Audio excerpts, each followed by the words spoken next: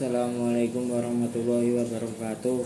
Perkenalkan, nama saya Maulana Ahsanul Rizki dari 11 TK5. Di sini saya akan menjelaskan fungsi sistem pengisian.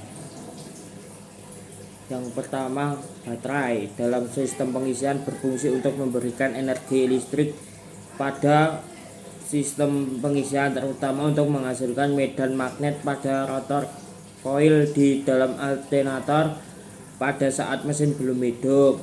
Setelah mesin hidup, baterai berfungsi untuk menyimpan energi listrik jika beban listrik yang bekerja pada kendaraan melebihi kemampuan alternator dalam menghasilkan energi listrik. Maka baterai akan memberikan energi listrik tambahan untuk memenuhi kekurangan energi listrik dari alternator. Pembahasan khusus mengenai baterai dapat dilihat pada bab 5. Yang kedua, kunci kontak.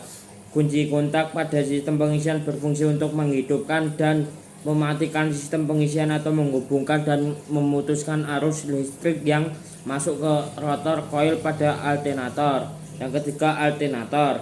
Alternator berfungsi untuk mengubah energi mekanik atau putar menjadi energi listrik. Pada bagian belakang alternator terdapat beberapa terminal. Terminal tersebut adalah terminal E, F, N, atau ada juga yang menuliskan terminal N dengan menggunakan notasi P dan B alternator. Ada juga alternator dengan terminal E, F, N, A, dan B. Terminal A pada alternator ini dapat dihubungkan dengan terminal B pada regulator.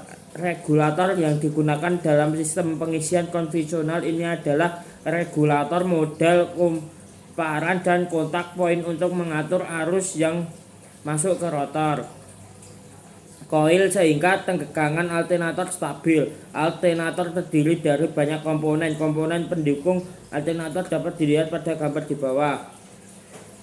Yang pertama, komponen alternator puli, berfungsi untuk meneruskan tenaga putar dari poros engkol. Yang kedua, kipas, berfungsi untuk mendinginkan komponen-komponen yang ada di dalam alternator.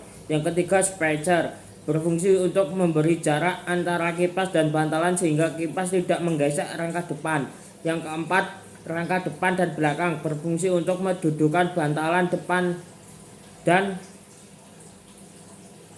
belakang serta sebagai penutup bagian depan dan belakang alternator. Yang ketiga, yang kelima, bantalan atau bearing, berfungsi untuk mengurangi gesekan antara poros rotor dengan rumah depan dan rumah belakang alternator. Yang keenam, kumparan rotor atau rotor coil, berfungsi untuk menghasilkan medan magnet pada alternator. Yang ketujuh, kumparan stator atau stator coil, berfungsi untuk membangkitkan tenaga bolak-balik atau AC.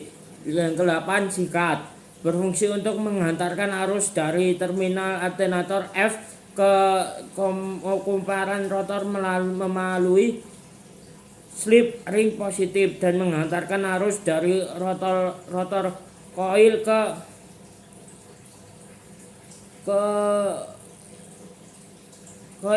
terminal E alternator. Yang ke-9, dudukan sikat, berfungsi sebagai tempat terpasangnya sikat dan pegas. Yang ke-10, dioda penyarah atau receiver, berfungsi untuk menyerahkan atau mengubah arus bolak-balik AC yang dihasilkan kumparan stator menjadi arus searah.